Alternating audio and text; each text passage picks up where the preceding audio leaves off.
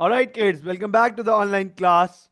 So, in our previous class, we initiated the concept of income statement. हमने बहुत detail में income statement को understand किया. Remember, income statement से पहले हमने स्टेटमेंट ऑफ फाइनेंशियल पोजीशन पढ़ी थी, जिसमें हमने बहुत डिटेल में इस बात हमने ट्रायल बैलेंस पढ़ा था.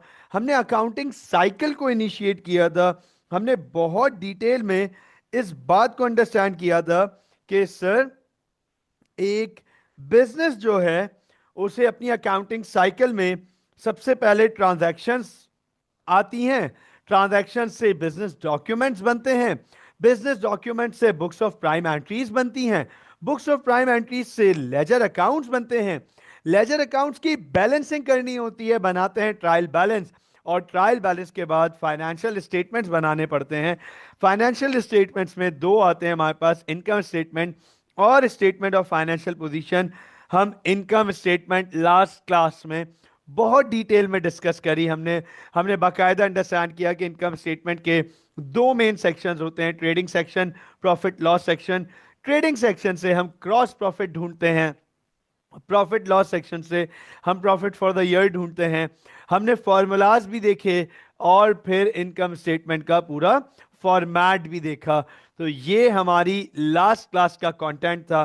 अब आज हमें आईएस के बाद, इनकम स्टेटमेंट के बाद, जो हमारे पास दूसरा फाइनेंशियल स्टेटमेंट होता है, स्टेटमेंट ऑफ फाइनेंशियल पोजीशन, हमें आज उस पे डिस्कशन करना है. So let's quickly start. Statement of financial position. चलें, let's quickly start over here. Statement of financial position. मैं आपके सामने यहां पर स्टेटमेंट ऑफ फाइनेंशियल पोजीशन का टॉपिक स्टार्ट करने जा रहा हूं. ये हमारे फाइनेंशियल स्टेटमेंट्स का दूसरा और आखिरी फाइनेंशियल स्टेटमेंट है. इसके बाद सीधे हमारे क्वेश्चंस आएंगे. तो चलें स्टार्ट करते हैं. Statement of financial position note कीजिएगा, गौर से देखिएगा. स्टेटमेंट ऑफ फाइनेंशियल पोजीशन, इसको शॉर्ट फॉर्म में हम एसओएफपी भी कहते हैं. इसे शॉर्ट फॉर्म में हम एसओएफपी भी कहते हैं, statement of financial position. In short form it is also termed as SOFP. अच्छा, शायान का एक सवाल यहां पर आया हुआ है. शायान इज आस्किंग कि sir, is statement of financial position same as balance sheet? I think you guys must have heard this term as well. Balance sheet. आप, मुझे उम्मीद है कि आप में से बहुत सारे स्टूडेंट ने शायद ये वर्ड सुना हुआ हो, balance sheet. Abdullah, Amna, Sameel, Shayan. Balance sheet, balance sheet, ये नाम, ये वर्ड बैलेंस शीट हो सकता है कि सुना हुआ हो. तो अब इस पे बात कर लेता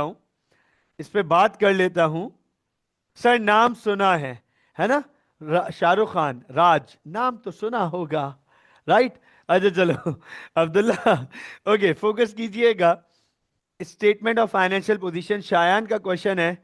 समील, क्वेश्चन सुनिएगा बेटा. शायान का क्वेश्चन है, सर, इस statement of financial position same as balance sheet? क्या statement of financial position balance sheet जैसी है या सेम है? तो अंडरस्टैंड कीजिएगा.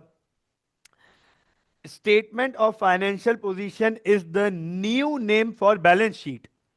Statement of financial position is the new name for balance sheet. It is the modern name of balance sheet. Understand कीजिएगा, it is the new name of balance sheet. Balance sheet पुराने format में होती थी. Balance sheet पुराना नाम है, outdated नाम है. हम जब पुराने अकाउंट्स पढ़ते थे, पुराने मेथड्स के अकाउंट्स पढ़ते थे, तो ये बैलेंस शीट कहलाता था. आज हम जो पढ़ते हैं वो स्टेटमेंट ऑफ फाइनेंशियल पोजीशन कहलाता है. एक और बड़ी इंपॉर्टेंट चीज, एक और बड़ा इंपॉर्टेंट पार्ट, वो ये कि सर, बैलेंस शीट और एसओएफपी का फॉर्मेट थोड़ा सा चेंज है. ज्यादा फॉर्मेट में फर्क नहीं है, लेकिन बैकग्राउंड दोनों का सेम है. बैकग्राउंड दोनों का सेम है।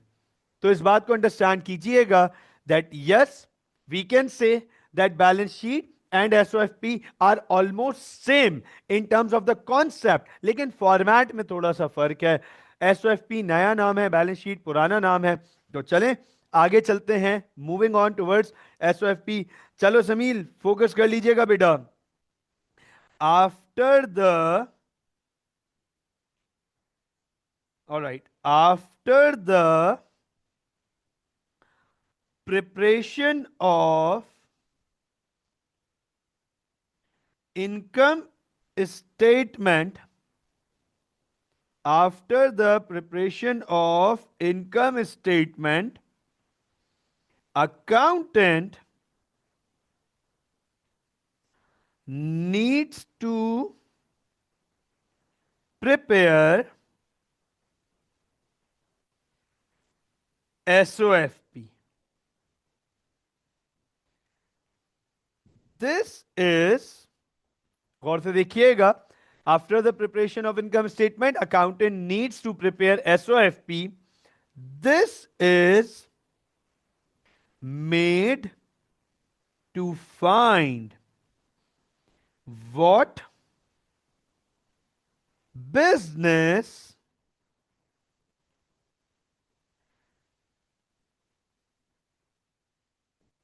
uses, ब्रैकेट में,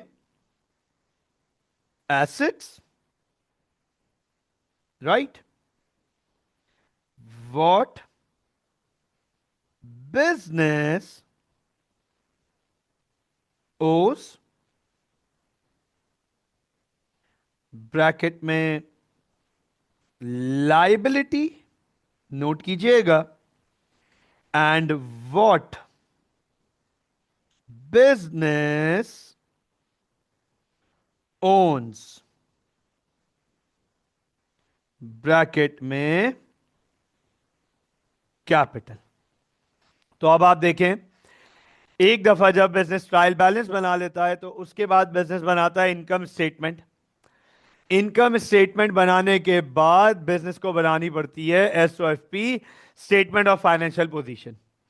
एसओएफपी इसलिए बनाई जाती है ताकि यह पता कर सके बिजनेस कि क्या चीजें हैं जो बिजनेस यूज कर रहा है। एसेट्स, हमने एसेट्स के बारे में पढ़ा है, resources to be use in the business. फिर क्या चीजें हैं जो बिजनेस ओन करता है, कैपिटल, ओनर की इन्वेस्टमेंट, इक्विटी। और वो क्या चीजें हैं जो बिजनेस ओ करता है, उधार, लाइबिलिटी। ये इसलिए बिजनेस एसओएफपी बनवाता है, अकाउंटेंट इसलिए एसओएफपी बनाता है ताकि ये पता चल सके कि बिजनेस के एसेट्स कितने हैं, बिजनेस की लाइबिलिटी कितनी है और बिजनेस का कैपिटल कितना है। नोट कीजिएगा, गौर से देखिएगा, यहां पर एक नोट लिख रहा हूं, बहुत इंपॉर्टेंट, फोकस कीजिएगा। Note, note, SOFP is made to find business value, worth. ये लीजिए बेटा, एसओएफपी इसलिए बनाई जाती है ताकि बिजनेस अपनी वर्थ पता कर सके, ताकि बिजनेस अपनी वैल्यू आइडेंटिफाई कर सके कि क्या वैल्यू है बिजनेस की। हम जो कहते हैं कि स्पेस एक्स की ये वैल्यू है, टेस्ला की ये वैल्यू है, amazon की ये वैल्यूएशन है, माइक्रोसॉफ्ट की ये वैल्यूएशन है, सर वो ये बात हो रही होती है कि वो एसओएफपी के थ्रू पता चलता है कि किसी बिजनेस की क्या वैल्यू है, क्या वर्थ है। एसओएफपी बनाई जाती है। तो अब अंडरस्टैंड कीजिएगा, एसओएफपी बनाने का एक फॉर्मेट है। फोकस कीजिएगा, एसओएफपी बनाने के लिए हमें चार बड़ी की इंफॉर्मेशन चाहिए होती है। मैं आपको जल्दी से अकाउंटिंग की पहली क्लास की तरफ अगर ले जाऊं, मैं आप लोगों को अगर अकाउंटिंग की पहली दूसरी क्लास की तरफ ले जाऊं, तो देखो हमने एक सवाल पढ़ा था, वाई टू डू अकाउंटिंग, याद आया? हमने ये बिल्कुल अर्ली शुरू की क्लासेस में ये क्वेश्चन अटेम्प्ट किया था, आइडेंटिफाई किया था, why to do accounting, sir accounting क्यों करते हैं, ताकि ये पता कर सकें कि बिजनेस का प्रॉफिट कितना है, उसके लिए बनानी पड़ती है इनकम स्टेटमेंट। और ये पता कर सकें कि बिजनेस की फाइनेंशियल वर्थ, वैल्यू क्या है, उसके लिए बनानी पड़ती है statement of financial position. Note करो, एसओएफपी बनाने के लिए चार इंफॉर्मेशन चाहिए: एसेट्स, लाइबिलिटीज, कैपिटल और ड्राइंग्स। चार इंफॉर्मेशन चाहिए होती है एसओएफपी बनाने के लिए। तो फोकस कीजिएगा, गौर से देखिएगा। मैं यहां पे आपके सामने एसओएफपी का फॉर्मूला लिखने जा रहा हूं। एसओएफपी जिस प्रिंसिपल पे बनेगी, जिस बैकग्राउंड पे बनेगी, सर फॉर्मूला है, गौर से देखिएगा, assets is equal to equity plus liability. ये देखें, ये फॉर्मूला है, assets is equal to equity plus liability. मुझे ये बताएं, अब्दुल्ला, आमना, समील, शायान, बच्चों जरा मुझे ये बताइएगा, क्या हमने अपनी अर्लियर क्लासेस में बेसिक्स के टाइम ये बात पढ़ी है कि resources that are use in the business are called assets? क्या ये बात हमने अपनी अर्लियर क्लासेस में पढ़ी है? Resources that are use in the business are called assets. तो ये देखो, मैं आसान अल्फाजों में यहां पे एसेट्स के ऊपर इसका ब्रैकेट भी लिखूंगा, रिसोर्सेज। ये देखो सर, एसेट्स क्या है? रिसोर्सेज हैं। आसान, बिल्कुल सिंपल। एसेट्स क्या है? Resources. Resources to be use in the business. वो रिसोर्सेज जो हम बिजनेस में यूज करेंगे, उन्हें हम एसेट्स कहेंगे, उन्हें हम एसेट्स कहेंगे। अच्छा, अब जरा मुझे ये बताओ, मैं भी तो जरा ये आइडेंटिफाई करूं कि कितना बैकग्राउंड, कितना बेसिक्स आपको पता है, आपको याद है। बताओ, एसेट्स कितने लोग प्रोवाइड कर सकते हैं बिजनेस को? बताओ, एसेट्स कितने लोग प्रोवाइड कर सकते हैं बिजनेस को? ये भी हमने पढ़ा है, ये भी हमने पढ़ा है, ये भी मैंने पढ़ाया था कि भाई एसेट्स इतने लोग प्रोवाइड कर सकते हैं बिजनेस को। हाँ जी, आमना, अब्दुल्ला, समील, शायान, यस प्लीज। क्या लगता है, क्या पढ़ा था हमने? एसेट्स इतने लोग प्रोवाइड कर सकते हैं बिजनेस को। Assets can be provided bye, assets can be provided by two people. Assets can be provided by two people. Assets can be provided by two people. Owner and someone other than the owner. Owner and someone other than the owner. ये देखो, ये मैं नहीं कह रहा, ये सिर्फ मैंने आज नहीं बताया, ये पहले से लिखा हुआ है। ये देखो, assets, these are the resources to be used in the business with a monetary value. ये वो रिसोर्सेज हैं जो हम बिजनेस में यूज करेंगे, इसकी कोई मॉनेटरी वैल्यू है। These resources can have different life and can be provided, ये देखना, these resources can be provided by either owner और someone other than the owner.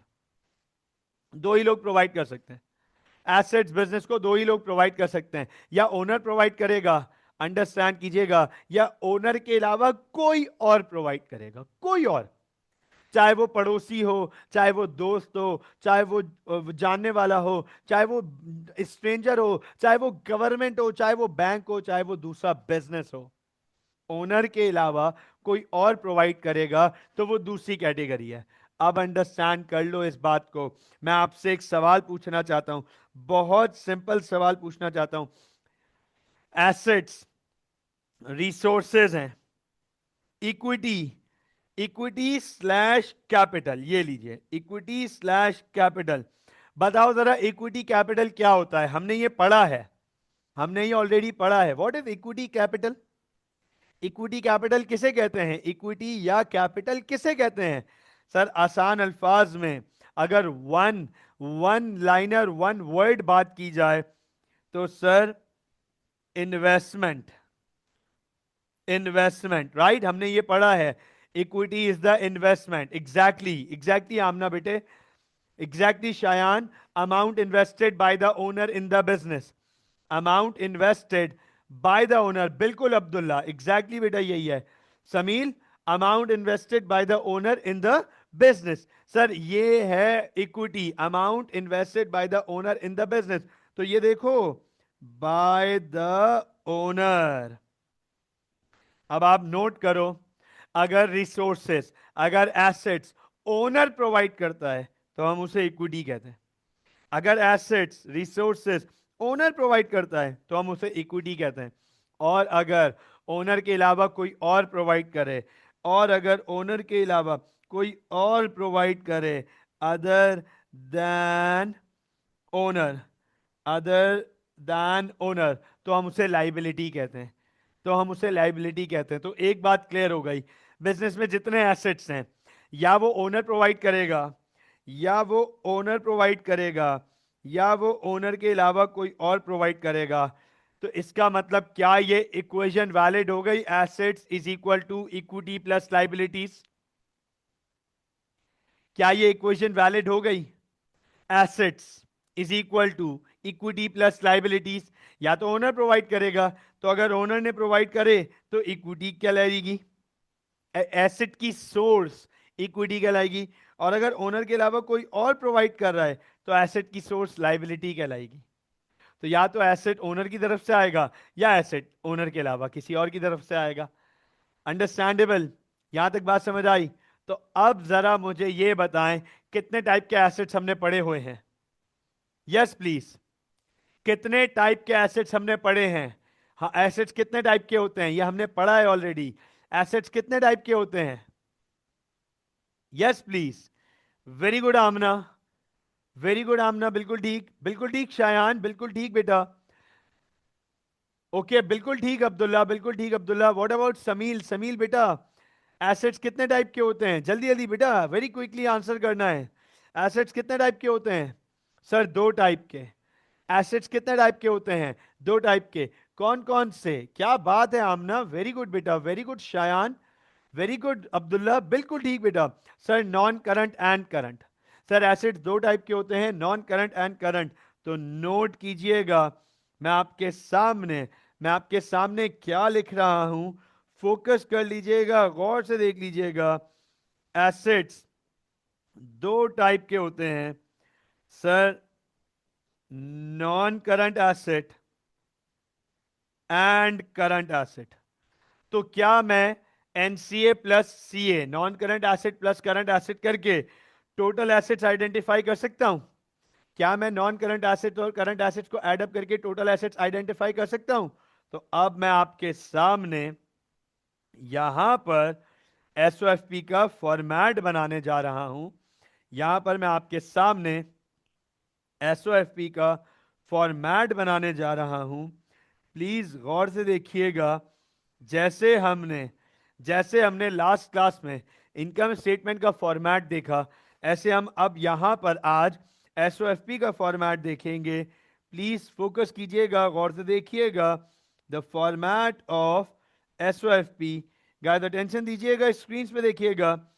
एसओएफपी 3 column होती है। अच्छा आप नोट करो, मैं आप लोगों से एक सवाल पूछना चाहूंगा। अब्दुल्ला, आमना, समील, शायान, जरा ये बताएं, हमने लास्ट क्लास में बच्चों इनकम स्टेटमेंट पढ़ी थी, हमने लास्ट क्लास में इनकम स्टेटमेंट पढ़ी थी। बताओ इनकम स्टेटमेंट कितने कॉलम थे? इनकम स्टेटमेंट में, इनकम स्टेटमेंट में हमें कितने कॉलम नजर आए थे? इनकम स्टेटमेंट में हमें कितने कॉलम नजर आए थे? राइट अब्दुल्ला, बिल्कुल ठीक बेटा। आमना बिल्कुल ठीक, 2 कॉलम्स, राइट। समील बिल्कुल ठीक, शायान बिल्कुल ठीक बेटा, 2 कॉलम्स। नोट कर लो, एसओएफपी 3 कॉलम्स होती है, एसओएफपी 3 कॉलम्स होती है। अच्छा इससे पहले कि आप लोग परेशान हो और आप मुझसे पूछें, मैं आपको पहले ही बता दूं, अभी आप लोगों को इस बात की फिक्र नहीं करनी, अभी आप लोगों को इस बात से परेशान नहीं होना कि sir SOFP 3 column, income statement 2 column, sir हमें कैसे पता चलेगा कौन सा कॉलम कब यूज करना है? सर इवन जब लास्ट क्लास में आपने इनकम स्टेटमेंट का फॉर्मेट पढ़ाया तब भी नहीं, उस वक्त नहीं समझ आ रहा, या अभी तक ये समझ नहीं आया कि ये वैल्यू आपने यहां लिखी है, एक वैल्यू आपने यहां लिखी है, फिर कुछ वैल्यूज आपने यहां लिखी हैं, फिर यहां लिखी है कुछ वैल्यूज, तो और सर आज आप एसओएफपी में 3 कॉलम यूज करेंगे, तो अंडरस्टैंड कर लो मेरी बात को, फोकस कर लीजिएगा. With the passage of time, as we start attempting financial statements, as we will be preparing financial statement, जैसे जैसे वक्त के साथ आगे हम फाइनेंशियल स्टेटमेंट बनाना शुरू करेंगे, तो आपको खुद ब खुद with the passage of time you will start understanding and realizing कि कौन सी वैल्यू कौन से कॉलम में आ रही है. और प्रैक्टिस के साथ ये आप और बेहतर हो जाएगा आपका. At the end of the day आप बिल्कुल आराम से कह रहे होंगे कि अच्छा पता है यार, ये कॉलम इसलिए यूज होगा, ये कॉलम इसलिए यूज होगा, ये वैल्यू इस कॉलम में आएगी. तो आपको आज की क्लास में ये परेशानी नहीं होनी चाहिए कि कौन से कॉलम में कौन सी वैल्यू आएगी. ये with the passage of time clear होता चले जाएगा. चलें आगे चलते हैं. अब एसओएफपी में सबसे पहले नोट कीजिएगा, एसओएफपी में मैं हेडिंग लिख रहा हूं एसेट्स. एसओएफपी नोट कीजिएगा बच्चों, एसओएफपी स्टार्ट ही एसेट से होती है. एसओएफपी स्टार्ट ही एसेट से होती है. और एसेट्स में सबसे पहले एसेट आते हैं हमारे पास नॉन करंट एसेट्स. ये लीजिए बेटा, एसेट्स में सबसे पहले आते हैं हमारे पास नॉन करंट एसेट्स. नोट कीजिएगा, तो एसेट्स में लिखेंगे non current assets. Non current assets में कोई एग्जाम्पल दे दो जल्दी से नॉन करंट एसेट्स की. अब्दुल्ला, आमना, समील, शायान, कोई नॉन करंट एसेट्स की एग्जाम्पल देना शुरू करें मुझे, ताकि मुझे पता चले कि हाँ भाई अब हमको पता है कि नॉन करंट एसेट्स क्या होते हैं. एग्जाम्पल दे दें. क्या नॉन नॉन करंट एसेट्स हो सकते हैं? Yes please. Okay Amna, very good. Amna is saying building, furniture. Okay Shayan, Shayan कह रहे हैं building, land and building. Abdullah कह रहे हैं मोटर व्हीकल. शायान कह रहे हैं फर्नीचर.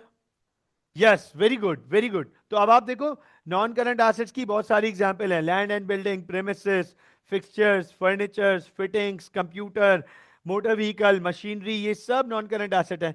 हम दो नॉन करंट एसेट की एग्जांपल ले लेते हैं. एक लैंड एंड बिल्डिंग, एक लैंड एंड बिल्डिंग, और दूसरा मोटर व्हीकल. ये देखो, एक लैंड एंड बिल्डिंग और दूसरा मोटर व्हीकल. नोट कीजिएगा, लैंड एंड बिल्डिंग ये लीजिए, मोटर व्हीकल की वैल्यू ये रही. तो अब आप गौर से देखें, लैंड एंड बिल्डिंग की वैल्यू भी हमने लिख दी, मोटर व्हीकल की वैल्यू लिख दी. अब फिलहाल समझ लेते हैं कि दो ही नॉन करंट एसेट्स हैं, दोनों की वैल्यू को टोटल करेंगे तो सर टोटल यहां पर आ जाएगा.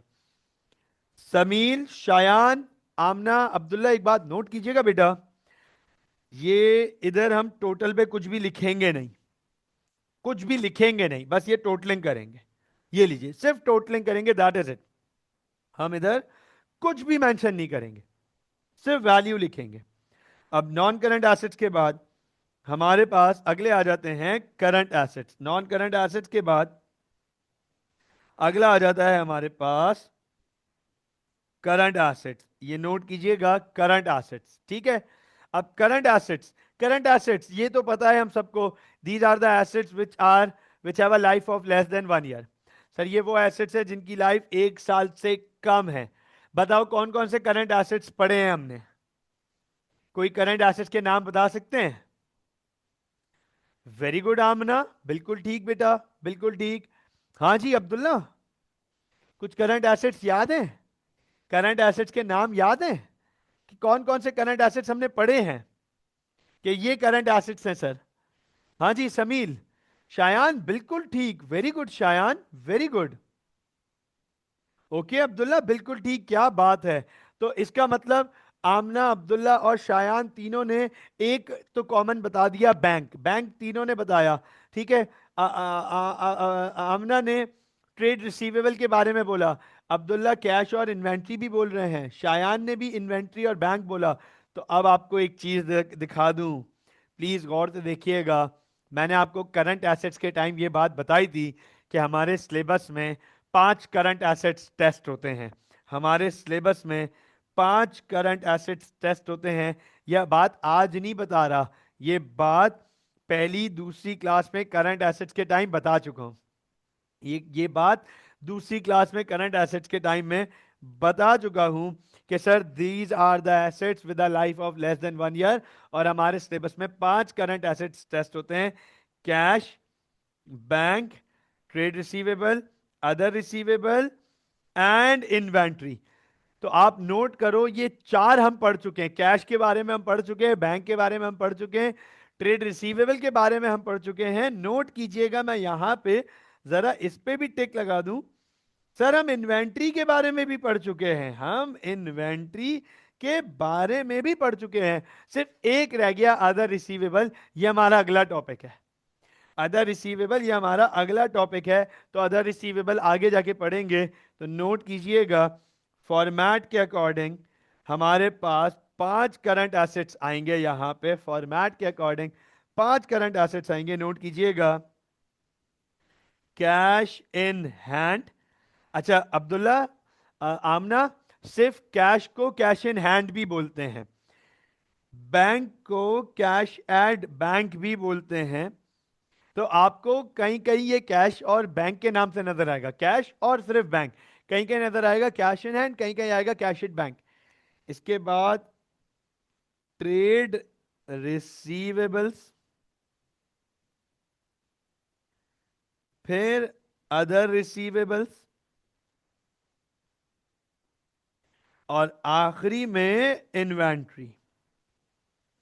तो बच्चों नोट कर लीजिएगा, ये 5 करंट एसेट्स हैं जो हमारे सिलेबस का पार्ट हैं। अदर रिसीवेबल्स हमने अभी तक नहीं पढ़ा है, बाकी ये 4 हम पढ़ चुके हैं। तो सर इनकी सब की वैल्यूज ये देखो सेकंड कॉलम में आएगी हमारे पास, गौर से देखिएगा। इन सब की वैल्यूज हमारे पास सेकंड कॉलम में आएगी। और नोट कीजिएगा, नोट कीजिएगा, हम इन पांचों को टोटल करके यहां लास्ट कॉलम में पहुंचाएंगे।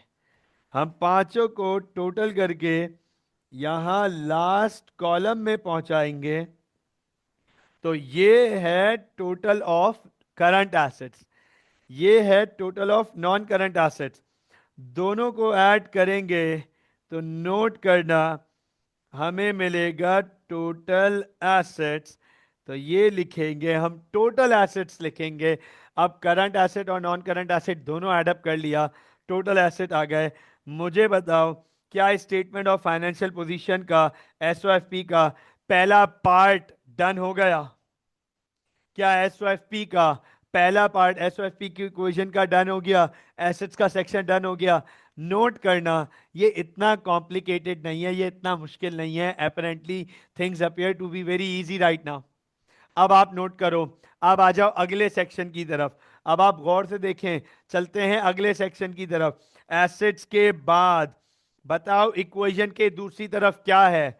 सर इक्वेशन के दूसरी तरफ है equity plus liability, equity plus liability. तो नोट करना, इक्वेशन के दूसरी तरफ है इक्विटी एंड लाइबिलिटीज। ये लो बच्चों, ये लिख दिया मैंने आपके सामने, इक्विटी एंड लाइबिलिटीज। अब ये इक्वेशन की दूसरा, एसओएफपी का दूसरा सेक्शन है, दूसरा पार्ट है, इक्वेशन का दूसरा पॉइंट है, इक्वेशन का दूसरा फेज है, इक्विटी एंड लाइबिलिटीज। तो नोट कीजिएगा, गौर से देखिएगा। अब बात करने जा रहे हैं हम सबसे पहले इक्विटी की, हम बात करने जा रहे हैं सबसे पहले इक्विटी की। नोट करना, तो इक्विटी में, इक्विटी ओनर्स इन्वेस्टमेंट, इक्विटी में हमने पढ़ा है कि sir it is owner's investment in the business, investment made by the owner in the business. सुन लीजिएगा, इसका एक फॉर्मूला है, इसका एक फॉर्मूला है, इसका एक फॉर्मेट है, बस आपने वही फॉलो करना है।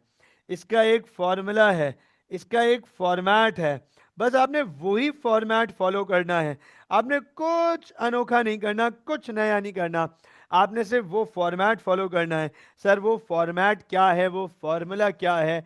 नोट कर लीजिएगा। देखो क्या लिख रहा हूं आपके सामने, इक्विटी का फॉर्मूला है, इक्विटी सेक्शन का फॉर्मूला है, सबसे पहले आएगा ओपनिंग कैपिटल, ओपनिंग कैपिटल बोलो, ओपनिंग इक्विटी बोलो, एक ही बात है। सबसे पहले आएगी ओपनिंग कैपिटल। अच्छा, what is opening capital? Understand कीजिएगा, व्हाट इज ओपनिंग कैपिटल? आसान अल्फाजों में, इन्वेस्टमेंट बाय ओनर, गौर से देखिएगा बेटा, investment by owner at start of period. ये लीजिए, ये लीजिए, opening capital investment by owner at start of period. किसी भी टाइम पीरियड के स्टार्ट पे ओनर ने कितनी इन्वेस्टमेंट की हुई है। मिसाल के तौर पे अंडरस्टैंड करते हैं कि अगर एक साल की एसओएफपी बन रही है, एक साल की, तो साल के शुरू में ओनर ने कितना इन्वेस्ट किया हुआ था, यह है ओपनिंग कैपिटल। एक महीने की एसओएफपी बना रहे हैं, तो महीने के स्टार्ट में, मंथ के स्टार्ट पे, what was the amount of capital invested by the owner in the business, opening capital. तो start of the period opening capital note कीजिएगा। उसके बाद बिजनेस को प्रॉफिट होगा, तो profit increases capital, profit owner का कैपिटल बढ़ाता है, तो ऐड करेंगे प्रॉफिट। ये प्रॉफिट कहां से मिलेगा? इनकम स्टेटमेंट से। ये प्रॉफिट कहां से मिलेगा? इनकम स्टेटमेंट से। ये लीजिए प्रॉफिट फॉर द ईयर। अब हो सकता है आपके माइंड में सवाल हो कि सर लॉस होगा। शायान, शायान एग्जैक्टली यही बोलने वाला था बेटा, अगर लॉस होगा तो क्या करेंगे? ये नोट करो, लॉस होगा तो माइनस करेंगे। ये नोट कीजिएगा, अगर लॉस होगा तो माइनस करेंगे। ये लो, ये लिख दिया, opening capital plus profit minus loss. अगर प्रॉफिट है तो कैपिटल में ऐड करेंगे, प्रॉफिट इंक्रीजेस कैपिटल। लॉस है तो माइनस करेंगे, लॉस रिड्यूसेस कैपिटल। गौर से देखिएगा, उसके बाद, उसके बाद plus, plus additional capital during the year. अब अगर additional capital during the year क्या है, अंडरस्टैंड करना, टाइम पीरियड के दौरान अगर ओनर कुछ और एक्स्ट्रा पैसे लेकर आया, सिर्फ पैसे नहीं, सिर्फ पैसे नहीं, ओनर कोई और फंड लेकर आया, कोई और इन्वेस्टमेंट लेकर आया, तो याद रखिएगा इसे कहते हैं additional capital during the year. The amount owner has brought into the business during the year, additional capital during the year, उससे भी कैपिटल बढ़ेगा तो प्लस करेंगे। नोट कीजिएगा, इसके बाद माइनस करेंगे ड्रॉइंग्स, माइनस करेंगे ड्रॉइंग्स। अंडरस्टैंड कीजिएगा, गौर से देखिएगा इस बात को। अच्छा एक बात मुझे बताएं, give me a thumbs up if you guys are there with me right now. Give me a thumbs up if you guys are there with me right now, ताकि मैं एक बड़ी इंपॉर्टेंट बात इधर कर सकूं। शायान, शायान बेटे, ओके अब्दुल्ला, ओके आमना, okay समील, okay Shayan. चलो अब आप लोगों को मैं जरा ये देखो, ये एक चीज दिखा सकूं ड्राइंग से रिगार्डिंग। हमने लास्ट क्लास में एक चीज देखी थी, ड्राइंग्स के रिगार्डिंग हमने लास्ट क्लास में एक चीज देखी थी, अनरिकॉर्डेड गुड्स ड्राइंग्स। ड्राइंग्स के रिगार्डिंग हमने लास्ट क्लास में एक चीज देखी थी, अनरिकॉर्डेड गुड्स ड्राइंग्स। अब मैं आपको मजे की बात बताऊं, जब मैं ये पढ़ा रहा था ना अनरिकॉर्डेड गुड्स ड्राइंग्स, तो Yusuf from the other group asked कि सर ड्राइंग्स तो हम एसओएफपी में लिखते हैं। यूसुफ ने ये सवाल पूछा था, बाकायदा रिकॉर्डिंग में मौजूद है कि यूसुफ आस्क दिस क्वेश्चन कि सर ड्राइंग्स तो हम एसओएफपी में लिखते हैं, ये देखें एसओएफपी में लिखते हैं, सर ये यहां कहां से आ गई? तो मैंने लास्ट क्लास में यूसुफ को ये जवाब दिया था और बाकी सबको भी ये बात बोली थी कि ड्राइंग्स हम जो एसओएफपी में लिखते हैं वो कंप्लीट ड्राइंग्स होती हैं, यहां हम सिर्फ गुड्स ड्राइंग्स की बात करते हैं, वो भी अनरिकॉर्डेड, वो भी अनरिकॉर्डेड। अब ड्राइंग्स के टाइम, ड्राइंग्स जब मैं आपको पढ़ा रहा था, when I was teaching you guys the concept of drawings, तो मैंने उस वक्त एक बात बोली थी। जब मैं आप लोगों को गुड्स ड्राइंग्स की जब मैं आपको ड्राइंग्स पढ़ा रहा था back in the basics, back in the days, तो वहां पे मैंने आपको एक बात बोली थी कि drawings can be in cash form, can be in goods form, can be in service form, और can be in non current asset form. ये देख लीजिएगा, ये आपके सामने ड्राइंग्स ओपन कर रहा हूं, ये लीजिएगा बेटा, ये लो, ये ड्राइंग्स हमने पढ़ा था। These can be either in cash, goods, services और नॉन करंट एसेट।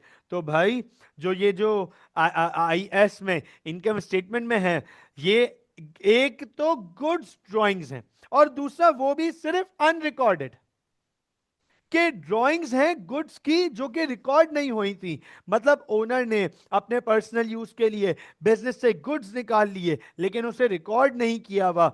ऐसी ड्राइंग्स जो गुड्स की हुई हो और जो रिकॉर्ड ना हुई हो, उसे हम यहां पे लिखेंगे। But but sir when it comes to but sir when it comes to SOFP, when it comes to SOFP, तो यहां ड्राइंग्स में मैं क्या लिख रहा हूं, गौर से देख लीजिएगा। यहां ड्राइंग्स में मैं क्या लिख रहा हूं, गौर से देख लीजिएगा। All drawings, all drawings cash, goods, recorded,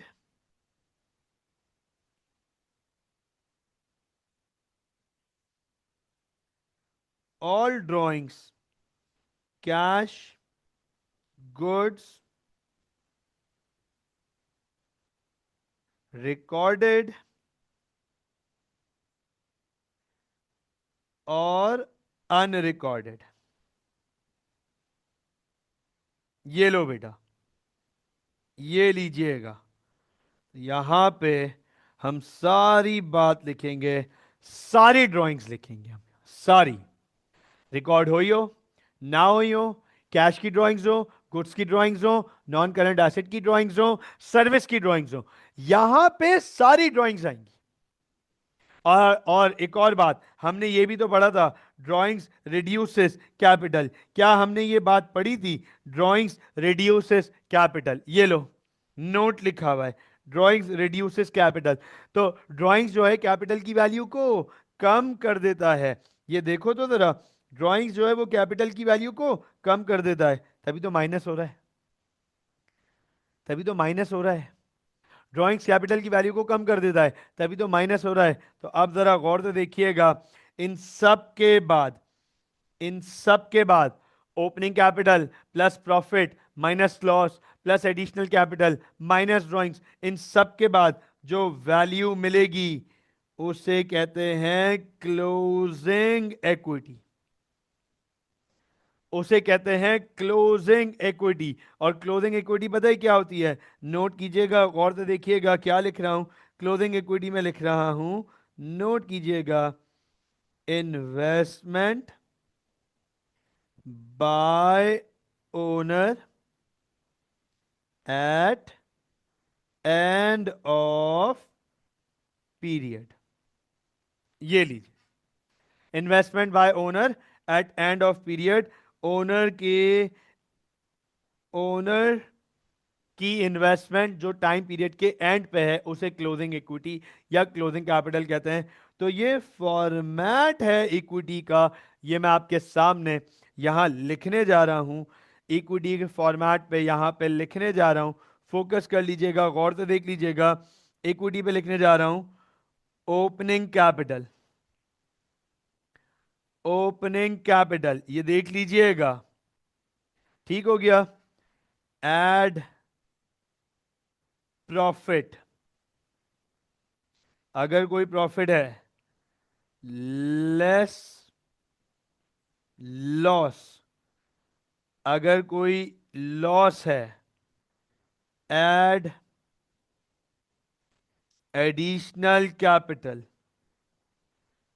अगर कोई एक्स्ट्रा कैपिटल साल के दौरान इन्वेस्ट किया, एडिशनल कैपिटल लेस ड्रॉइंग्स। तो गौर से देखिएगा, अब जब हम ये वर्किंग कर लेंगे तो हमें क्लोजिंग कैपिटल की वैल्यू मिलेगी, वो हम यहां पे टोटल करके लिख देंगे। ये लीजिए बेटा, नेट करके लिख देंगे। और नोट करो, क्लोजिंग कैपिटल के सामने हम यहां पे क्लोजिंग कैपिटल को लिख के नहीं दिखाएंगे कि ये क्लोजिंग कैपिटल है। हमने यहां इसको टोटल किया और यहां पे क्लोजिंग इक्विटी की वैल्यू आ गई। क्लोजिंग इक्विटी की सिर्फ वैल्यू निकालनी है हमें। अब बताओ, इक्विटी के बाद अगला सेक्शन कौन सा रह गया हमारे पास? हाँ जी आमना, अब्दुल्ला, समील, शायान, बताओ भाई, इक्विटी के बाद अगला सेक्शन कौन सा रह गया हमारा? अगला पार्ट कौन सा रह गया हमारा? लाइबिलिटी। Right, liability. तो लाइबिलिटी कितने टाइप की होती हैं? लाइबिलिटी कितने टाइप की होती हैं? दो टाइप की। कौन कौन सी? सर लाइबिलिटीज के बारे में भी पढ़ा है हमने। दो टाइप की होती हैं sir, NCL non current liability plus CL current liability. NCL plus CL non current liability plus current liability. तो यहां पर आपके सामने गौर से देखिएगा, नॉन करंट लाइबिलिटी, ये लो भाई, यहां पे आपके सामने लिख रहा हूं, non current liability. Sir non current liability में दो एग्जाम्पल्स आप लोगों को लिखवाई हैं, एक दफा देख लीजिएगा। समील, अटेंशन दीजिएगा बेटा, ये देख लो, दो नॉन करंट लाइबिलिटीज लिखवाई हैं आपको, बैंक लोन एंड डिबेंचर्स। और ये बात पहले भी बता चुका हूं, डिबेंचर्स हम पढ़ेंगे आगे लिमिटेड कंपनीज के टॉपिक में। लिमिटेड कंपनीज के टॉपिक में डिबेंचर्स पढ़ेंगे। अभी के लिए आपके लिए एक ही एग्जाम्पल है, और सर वो है बैंक लोन। तो ये देख लीजिएगा, यहां पे नॉन करंट लाइबिलिटी में लिखूंगा बैंक लोन। और बैंक लोन क्योंकि एक ही लाइबिलिटी है, तो यही डायरेक्ट टोटल वैल्यू है, यही डायरेक्ट टोटल वैल्यू है। अब आखिरी है हमारे पास करंट लाइबिलिटीज। नोट कर लीजिएगा सर, करंट लाइबिलिटीज, हमने करंट लाइबिलिटीज में ये बात पढ़ी थी, these are the amounts that are owing on the business within 1 year. ये एक साल के अंदर अंदर वापस करनी है, that are needed to be paid within 1 year. आपको करंट लाइबिलिटीज में अगर रिकैप कराऊं, ये देखिएगा, तो हमने तीन एग्जाम्पल्स पढ़ी हैं करंट लाइबिलिटीज में, तीन example, bank overdraft, trade payables and other payable. Once again वही वाली बात, हमने बैंक ओवरड्राफ्ट और ट्रेड पेबल तो पढ़ लिया है, हमने अदर पेबल अभी तक नहीं पढ़ा। अदर जैसे अदर रिसीवेबल हमारा अगला टॉपिक है, ऐसे ही अदर पेबल हमारा अगला टॉपिक है। वो अगले टॉपिक में ये दोनों चीजें रिसीवेबल और पेबल कवर होंगी, अदर रिसीवेबल और अदर पेबल। तो अब आप नोट कीजिएगा, सर ये तीन एग्जाम्पल्स आ जाती हैं हमारे पास करंट लाइबिलिटीज में। वो कौन कौन सी आ जाती हैं sir? Bank overdraft, trade payables, other payables. ये लीजिए गाइस, तो सर इन तीनों की वैल्यूज यहां पे लिखकर हम इन्हें टोटल करेंगे, और टोटल करके सामने यहां मेंशन करेंगे। नोट कीजिएगा, गौर से देखिएगा, everyone right now on the screen, screen पे फोकस कीजिएगा। अब आप देखो, क्लोजिंग इक्विटी यहां, टोटल ऑफ करंट लाइबिलिटीज यहां है, और टोटल नॉन करंट लाइबिलिटीज यहां है। तो सर जब तीनों को ऐड करेंगे तो ये कहलाएगा टोटल इक्विटी एंड लाइबिलिटीज। और अंडरस्टैंड कीजिएगा, बिजनेस में जितने भी एसेट्स हैं, बिजनेस में जितने भी एसेट्स हैं, या तो उन्हें ओनर ने प्रोवाइड किया होगा, या उन्हें ओनर के अलावा किसी और ने प्रोवाइड किया होगा। तो सर, जितने एसेट्स की वैल्यू है उतनी ही वैल्यू इन तीनों की होनी चाहिए, इक्विटी, नॉन करंट लाइबिलिटी और करंट लाइबिलिटी। इसका मतलब ये कि ये जो एसेट्स हैं, टोटल एसेट्स, और ये जो टोटल इक्विटी लाइबिलिटी है, ये बराबर होने चाहिए। मैं आपके सामने यहां पर एक नोट लिख रहा हूं, total assets should always equal total equity and liabilities। ये लीजिए, टोटल एसेट्स हमेशा इक्वल होने चाहिए टोटल इक्विटी और लाइबिलिटीज के। अगर ये इक्वल हैं, अगर ये दोनों सेम हैं, तो हम कहते हैं एसओएफपी बैलेंस हो गई, बराबर हो गई। अगर ये सेम नहीं है तो हम कहते हैं कहीं एरर है, कहीं प्रॉब्लम है। बच्चे आते हैं परेशान होके, सर एसओएफपी बैलेंस नहीं हुई, सर एसओएफपी बैलेंस नहीं हुई। तो बैलेंस नहीं होने का मतलब है कि सर ये दोनों सेम नहीं हुई। ये है कंटेंट एसओएफपी का। मुझे बताएं, क्या एसओएफपी क्लियर हो गई?